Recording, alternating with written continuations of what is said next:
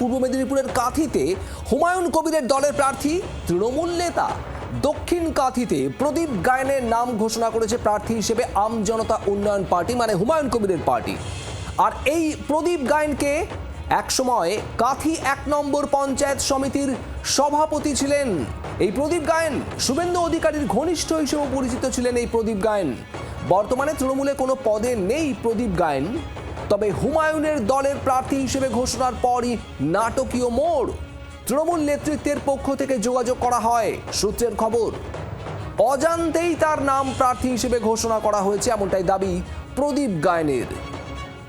কিরণ মান্না আমাদের প্রতিনিধি রয়েছেন আমাদের সঙ্গে। কিরণ, যে প্রদীপ গায়েনকে নিয়ে এত বিতর্ক, যাকে প্রার্থী করেছে হুমায়ুন কবিরের দল, কি বলছেন তিনি নিজে?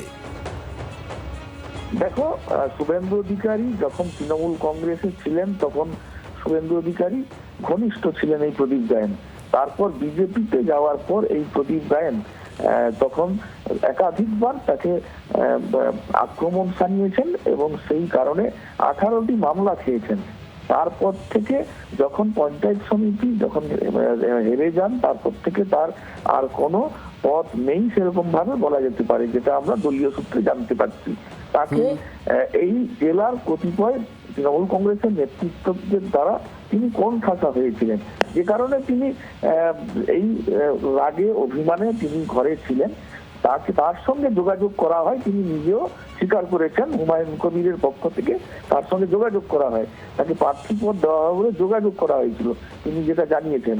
তারপর থেকে কোনো অজ্ঞাত কারণে তার নাম ঘোষণা করা হয়েছে, যেটা আমরা দলীয় সূত্রে বা তার কাছ থেকে জানতে পেরেছি।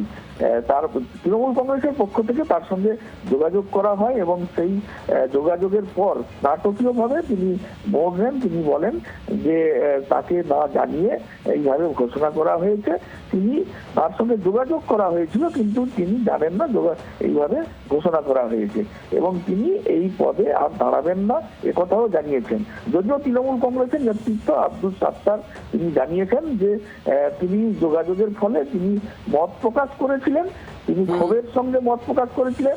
দলের সঙ্গে যে তার একটা বিরোধ চলছিল সেটাও তিনি স্বীকার করেছেন এবং বলেছেন যে কারণে তিনি এই ধরনের প্রার্থী হওয়ার কথা মত প্রকাশ করেছিলেন। যদিও তৃণমূল নেতৃত্বের পক্ষ থেকে এরপর যোগাযোগ করা হলো এবং তারপর তিনি বলছেন যে অজান্তে তার নাম প্রার্থী হিসেবে ঘোষণা হয়েছে।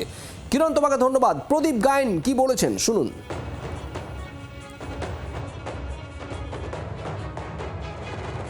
আমি কোনো দলে যাইনি, প্রার্থীও হইনি। আমি 98 সাল থেকে তৃণমূল কংগ্রেসটা করি। সাত্তারদা আমাকে ফোন করে জানালো যে এইরকম আমার নাম নাকি ঘোষণা হয়েছে। আজ থেকে 1.5 মাস আগে একজন আমার সাথে যোগাযোগ করছিল, লোকাল আমাদের একজন। কিছু দলের কয়েকজন নেতা আমার প্রতি যে খারাপ ব্যবহার করেছে সেই সব কথা ওনার সাথে শেয়ার করছিলাম।